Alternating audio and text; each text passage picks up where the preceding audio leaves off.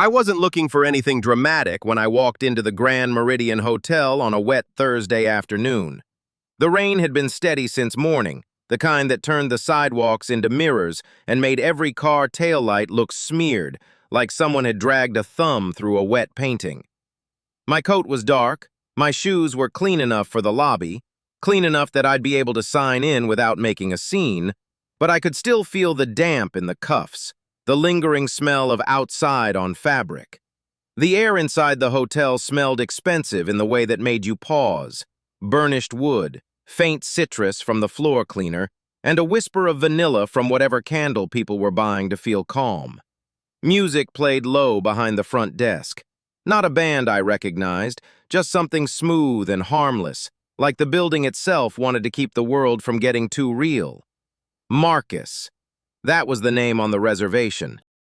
I said it the way you say your name when you've said it 1,000 times and you're tired of hearing how unfamiliar it sounds in a stranger's mouth. The woman behind the desk looked up from her screen and smiled, the kind of smile that starts in the face but never reaches the eyes. Her name tag read Carmen, and she wore her hair pulled back so tight it looked painful. She scanned my ID, flicked her gaze to my coat, and then away. Quick, practiced, like the movement had been part of training. "Just a second," she said. "There's a policy." She didn't say what policy. She didn't need to. The room told you what she meant. Polished marble floor, valet attendants standing like bookends, guests moving through the lobby as if the building itself had a reputation to protect. I waited while she tapped at the keyboard. A man in a navy suit passed behind me carrying a garment bag. He didn't look at me. A couple laughed near the seating area beneath a chandelier. Someone's heels clicked a rhythm that didn't match my boots. Then Carmen's smile returned, still correct, still safe. "You can't bring that," she said, and nodded toward my hands. I was holding a canvas duffel, scuffed at the corners, the kind of bag that had survived being dragged through hallways and set down on concrete.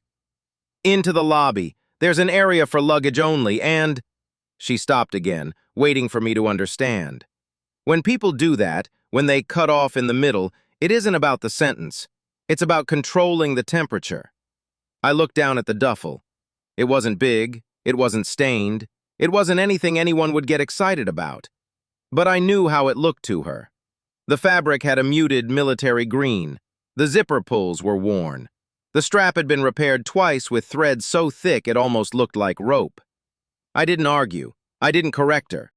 I just shifted the bag by the handle and set it a half step away from the front desk, onto the edge of the luggage area she gestured to, an empty patch of carpet near the service entrance where the light was a shade colder. Carmen's shoulders relaxed slightly, satisfied that I'd complied. "Now," she continued, flipping her screen toward herself again. "Your room is ready, but we can't check you in until we confirm that you're attending the conference." "I am," I said. My voice came out steady. It always did. Years ago, in places where the air could change without warning, you learn that panic is noise. Noise costs you focus. Carmen glanced up at my face again, but only to measure what she'd already decided. "Conference guests have badges. The badge pickup is in the ballroom, but you can't go in yet. The lobby is closed to—" She lowered her voice like I was a child pretending not to understand. "Unregistered guests." I turned my eyes toward the glass doors that led to the rain. The hotel's main entrance was visible from the desk, and I could see the reflection of my own shape in the glass. A man in a dark coat with a duffel, waiting like someone who didn't belong. I waited. There was a chair nearby, leather, clean, intentionally uncomfortable. I sat in it without taking up more space than necessary. My posture stayed straight because that's what you do when you've spent years being inspected by weather and time. The duffel sat across my feet like an obedient animal. Across the lobby, a staff member walked by with a cart of coffee cups. He glanced at me and then away again. Another guest, young, bright jacket, expensive watch, looked at my canvas bag the way you look at a stain you didn't make. After a moment, I felt movement at my shoulder. I didn't flinch, but my body recognized the approach. A man in a crisp white shirt stood there with an expression that looked like it had been ironed flat. His name tag read, Trevor. He held a clipboard, though the clipboard itself looked decorative, like something that said authority without needing anything real. "Sir," he said, and the word came with a pause, as if he'd decided I was "sir" for his convenience. "You're going to need to move. This is a restricted area for badge pickup." "I'm waiting for badge pickup," I said. Trevor's eyebrows rose a fraction, a silent challenge. "Then you'll need to wait in the designated waiting spot." He pointed not toward another chair, but toward a narrow stretch of hallway near the service elevator where the sound of the lobby music thinned. It wasn't a pleasant spot. It was a spot that made you feel like you were trespassing. I looked at it. Then I looked back at him. "I'll wait," I said. Trevor nodded as if the outcome had been inevitable. He stepped away. A few minutes later, Carmen's voice floated across the desk area, calling to someone about another issue at the entrance. I didn't respond. I didn't need to. I kept my hands on the duffel strap and watched the lobby. The chandelier lit the ceiling like a crown. The marble floor captured every footstep and returned it amplified, so even a calm walk sounded like it belonged to someone important. I watched Carmen again. She kept smiling at everyone who looked like they belonged here. She asked questions with her eyebrows, little tests of whether people could answer the right way. When someone asked where the ballroom entrance was, she guided them with a flourish of helpfulness. Then she saw me again. She smiled less. The conference guests moved through the lobby, badges already clipped to their lanyards. People talked about panels, keynote speakers, the schedule like it was a map to comfort. Someone walked past and bumped the corner of my chair. Apologies were offered to the air more than to my face. Time slowed. You learn to measure time without clocks in your head. When you've been in places where minutes meant something, where the wrong minute could get someone hurt, you stop counting and start noticing. The rain, the echo of the doors, the way Trevor stood too close to the service elevator as if he was protecting something. The way Carmen never once asked what was in my duffel, not what I needed, not whether I was safe, not even whether I was hurt. Her assumption was the only thing she offered, and I understood. Hotels had rules, and rules made it easier to stay comfortable. People who don't like complexity turn it into policies. I stood when Trevor returned, and I moved to the waiting spot without a fight. I set the duffel down beside the wall where it wouldn't bother the lobby guests. I watched the ballroom doors from the hallway, waiting for the badge pickup sign. A minute passed, then another. The lobby doors opened and shut behind me. Each time, warm indoor air washed over the hallway. Each time I remained where I was, like a misplaced coat on a hanger. I thought about the last time I'd been underestimated like this, about the way people treat you when you're quiet and you don't present your story like a performance. In the Army, the men who talked the most weren't always the ones who knew how to keep someone alive. The ones who kept their heads down were often the ones who'd read the map and measured the distance and checked the exits without making a speech about it. I'd never been good at speeches. I never had been. When you've seen what words can do, how easy they are to twist, you learn that the safest way to handle a story is to let it stand on its own. The room changed finally when the hallway door opened and someone called out, "Marcus!" The name hit me like a dropped tool in a quiet workshop, sharp, unmistakable. I turned. A man stood there, and the first thing I noticed was that his posture wasn't hotel posture. It wasn't conference attendee. It wasn't staff checking on guests. It was the way a person carries weight when it's been earned. His hair was graying at the temples, and his face had a sun-baked toughness that didn't match the indoor lighting. His jacket was dark, damp at the shoulders from the rain outside. In one hand, he held a folded umbrella. In the other, a badge from the conference already clipped to a lanyard. His eyes found me and held. "Marcus," he repeated, and it wasn't casual this time. It was confirmation. I didn't stand taller. I didn't soften my face into anything grateful. I just let my expression stay neutral. Neutral tells you you're not surprised. "How do you—" I started. He cut me off, but gently, with recognition. I saw your name on the event packet. I didn't think you'd come. Behind him, the hallway filled with the sound of people moving. Carmen's voice, Trevor's steps, the distant clink of coffee cups. The hotel staff had begun to notice that something was happening. When recognition enters a place like this, it makes the air restless. I watched Trevor appear in the doorway, clipboard held tight. Carmen followed at his shoulder, and when she saw the man in the hall, her face changed from manager mode to something else, something like polite concern. "Sir," Trevor said to the visitor, then looked at me. His eyes flicked, counting my lack of a lanyard, my inconvenient waiting spot, the duffel at my feet. Carmen's gaze swept the same path. The visitor didn't look at my duffel, he looked at me. "You remember the warehouse?" he asked. I didn't answer right away. The warehouse was a place that had a smell, dust and diesel and something metallic that never fully left the air. It wasn't a word people used in normal conversation. It wasn't a location that appeared in brochures, but it was real. "I remember," I said. Carmen's mouth tightened. She didn't like the tone. She didn't like that the visitor was speaking like he knew me on a level that her policies couldn't contain. Trevor stepped forward. "Excuse me, are you—" The visitor held up a hand once. Not a command like in a movie, just a quiet stop. His voice stayed calm. "This is Marcus," he said. "He's on the list." Carmen blinked. The expression wasn't confusion about the name, it was confusion about how the name had landed on a list she hadn't written. "Then why is he—" she started. The visitor's eyes cut briefly toward her, and it wasn't angry, it was precise. Why was he treated like an inconvenience? Carmen's face warmed. People call it embarrassment, but it wasn't shame exactly. It was the fear of being wrong in public. Trevor cleared his throat. "We have procedures for restricted access." The visitor nodded slightly. "Procedures are fine, but assumptions are what you don't get to keep making." He turned back to me. "Come on, we'll get you your badge."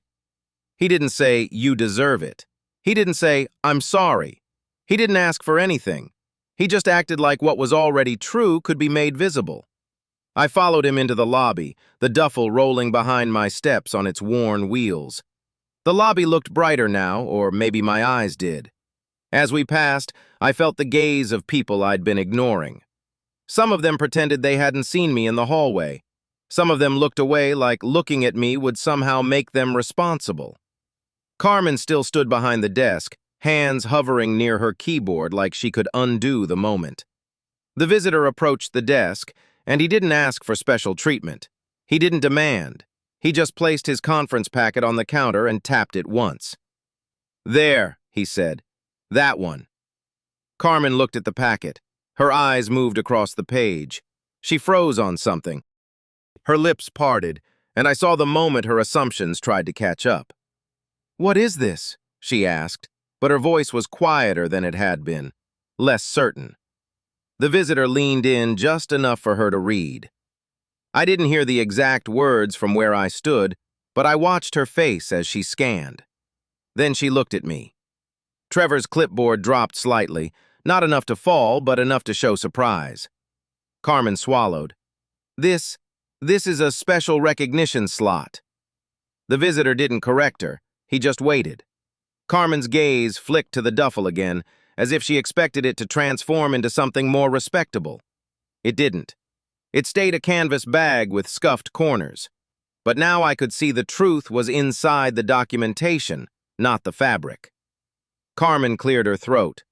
"Marcus," she said, and her tone was different now, not friendly, not sugary, just professional. "Your badge is—" I held up a hand. It wasn't rude, it was a signal. No explanation needed. Carmen paused. "I'm here," I said, simple as that. I didn't ask her to apologize. I didn't make her say anything that could be turned into a lesson for social media. I didn't have to. Recognition doesn't need a performance. The visitor offered me a badge from the packet. His fingers were careful, like the badge was something that had meaning beyond plastic. When I took it, the edges were warm, as if it had been held too long. I clipped it to my coat and adjusted it once. In that moment, the hallway staff, the lobby guests, the people pretending not to watch, they all seemed to recalibrate the space around me. A quiet shift. Then the visitor gestured toward the ballroom. "Come on, panel starts in 10. I walked with him, not fast, calm, no victory lap. As we approached the ballroom doors, I heard voices from inside, muffled laughter and chair squeaks. The event was already moving, already filling itself with scheduled importance. Outside, the rain continued, indifferent. Before the doors opened fully, the visitor spoke again, softly so it wouldn't draw attention. "You never told me you were coming." "I'm not telling you anything now," I said. He exhaled, and I could hear the relief in that breath, like he'd been carrying worry that I'd decided to stay away. Inside the ballroom, the lights were brighter and warmer. Rows of chairs faced a stage where a banner hung. Veteran, Innovation, and Community Safety. The words were polished. The banner was professionally printed. I'd seen banners like that before, ceremonies built on the assumption that people understand what's behind the phrase. The visitor guided me to a seat near the side aisle, close enough that I could stand without stepping over anyone. I sat. My duffel stayed on the floor next to the chair between my feet, exactly where it had always been. Across the aisle, a man in a suit glanced at my badge, then looked away as if he needed a new script. A woman with a neat haircut leaned toward her friend and murmured something. Then the host's voice rose on stage. "Welcome, everyone. Today we celebrate service not as a headline, but as a practice." The host continued. I didn't listen like I was waiting for my cue. I listened like I'd trained myself to catch details quickly.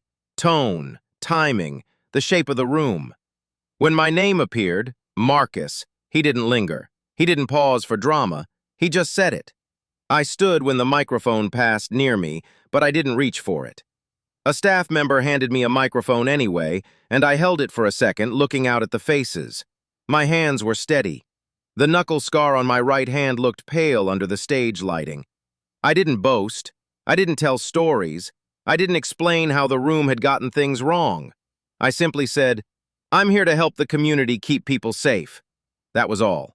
No medal list, no timeline, no justification.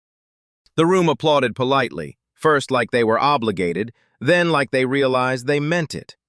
When I stepped back, the visitor sat beside me. He didn't smile like a fan. He looked tired in a way that reminded me of night shifts, of waiting. He leaned close. "You're still the same," he said. I looked at him. "Same enough to do what's right." He nodded once. The panel moved forward and I listened while people spoke about community preparedness, emergency response coordination, youth mentorship, neighborhood watch programs. They used charts and slides and official terms that sounded tidy. But underneath the tidy words, I could feel how the room was trying to understand me without asking. Like they wanted to know more but didn't want to admit they'd looked down on me before. At the break, Carmen appeared at the side entrance, moving with a purpose that looked like it had been rehearsed. She approached the visitor first, then glanced at me. "Mr. Marcus," she said. I kept my face neutral. "I want to clarify something," she continued. "We had a misunderstanding at check-in. We thought your reservation was not verified." There were many ways to say sorry, many ways to avoid it. She hadn't said sorry yet. I didn't rush her. People speak differently when they're afraid of getting it wrong twice. Carmen's eyes held mine.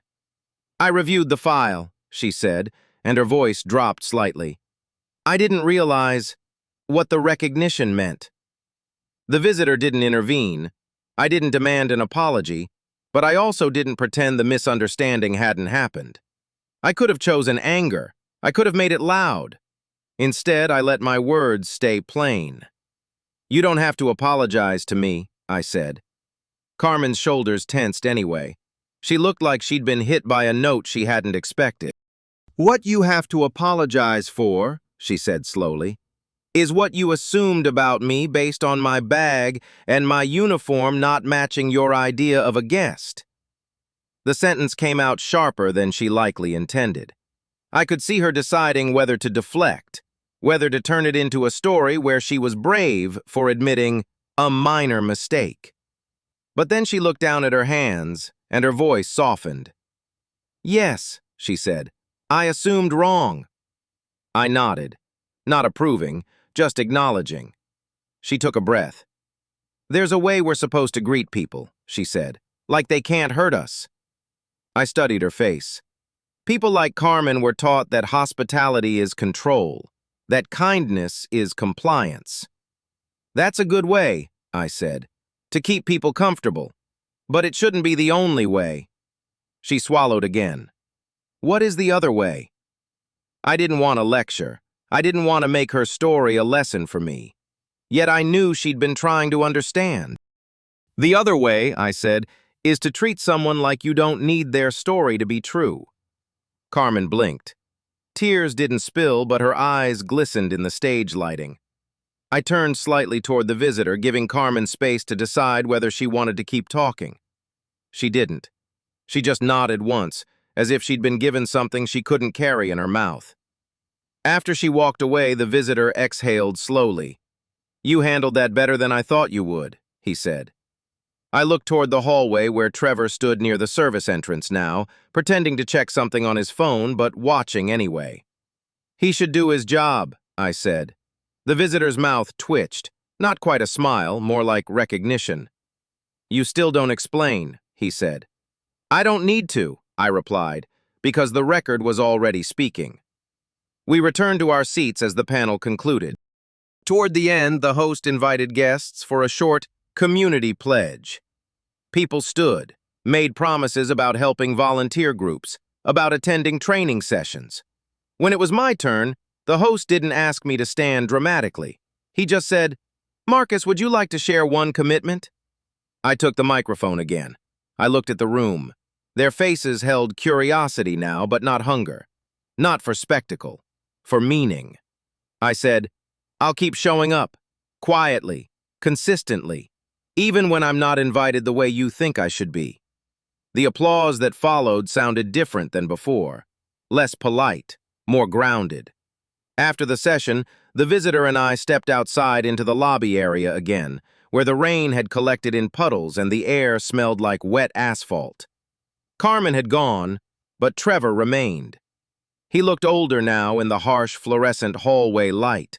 His clipboard was folded under his arm like a shield. He approached carefully, as if he was afraid the wrong angle would trigger another correction. "Mr. Marcus," he said, and his voice carried less certainty than earlier. I'm sorry about the way we handled it." I waited a second, letting silence do what silence had always done for me. It forced people to be honest without a script. Trevor continued. I don't need to hear what you thought," I said. His mouth closed. The visitor beside me didn't intervene. I turned slightly toward Trevor, keeping my tone even. "If you're going to apologize," I said, "make it about what you did, not about what you didn't know." Trevor nodded quickly. "I did it," he said. Then he hesitated. His eyes drifted to my hands, to my scarred knuckles, and then to my badge. "You earned that recognition," he said. The statement hung there, awkward and sincere. I didn't correct him. I didn't expand. I only replied, "It wasn't for the building." Trevor looked at the lobby chandelier as if it might answer. I let the silence return. A moment later, a couple of conference attendees approached, drawn by the earlier attention. They were polite in that way people are when they want access but don't want to look thirsty. One woman asked, "Sir, Marcus, can we ask what you worked on?" The question was phrased like a door, but it was still a door. I could have given them a tidy version. I could have turned my history into something digestible. Instead, I kept my answer minimal. "I helped keep people from getting hurt," I said. That's what my record said too. Not in words, but in the way orders had been followed and lives had been pulled out of places where luck was thin. The woman nodded, processing. "That's enough," she said. "Thank you." And then she moved on. I watched them go and felt something in my chest unclench. Not pride, not satisfaction, Just a small sense that truth had been allowed to exist without a fight. The visitor and I walked toward the hotel entrance where the rain waited. He carried his umbrella now like he didn't need it yet. At the doors, he stopped. He looked back into the lobby where Carmen had once stood with her policy smile. "Do you ever get tired of it?" he asked. "Of being treated like you're trouble until someone reads the paper?" I considered the question. There were many answers a younger me would have given. A younger me would have demanded fairness and demanded it loudly. But I'd learned something about dignity.